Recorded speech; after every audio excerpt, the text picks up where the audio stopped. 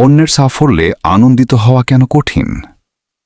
আমরা সবাই নিজের জীবনে সফল হতে চাই, কিন্তু অনেক সময় অন্য কারো সাফল্য দেখে মন থেকে খুশি হওয়া কঠিন হয়ে যায়। কারণ মানুষের ভেতরে থাকা তুলনা, হিংসা এবং নিজের অপূর্ণতার অনুভূতি আমাদের এমন ভাবতে বাধ্য করে। অন্যের ভালো কিছু পাওয়াকে অনেক সময় আমরা নিজের ব্যর্থতার সঙ্গে তুলনা করি। অথচ প্রত্যেক মানুষের জীবন, সময় এবং পথ আলাদা। কারো সাফল্য মানে আমাদের ব্যর্থতা নয়।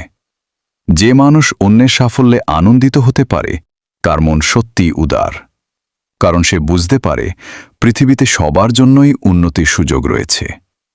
অন্যের অর্জনকে সম্মান করা আমাদের নিজের মনকেও শান্ত করে।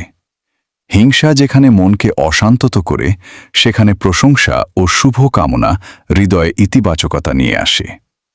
মনে রাখবেন, অন্যের আলো কমিয়ে নিজের আলো বাড়ানো যায় না, বরং অন্যের সাফল্য থেকে অনুপ্রেরণা নিয়ে নিজের পথকে আরও সুন্দর করা যায়।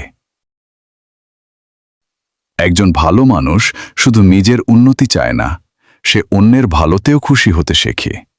কারণ প্রকৃত সুখ শুধু পাওয়ার মধ্যে নয়, অন্যের আনন্দ অনুভব করার মধ্যেও রয়েছে। তাই চেষ্টা করুন অন্যের সাফল্যকে প্রতিযোগিতা হিসেবে নয়, অনুপ্রেরণা হিসেবে দেখতে। কারণ একটি সুন্দর মনই অন্যের সুখে নিজের সুখ খুঁজে পেতে পারে।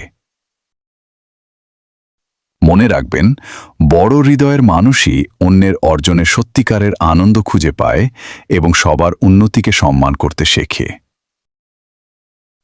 আপনার কি মনে হয়, অন্যের সাফল্যে সত্যিকারের আনন্দিত হওয়াই কি বড় মনের পরিচয়?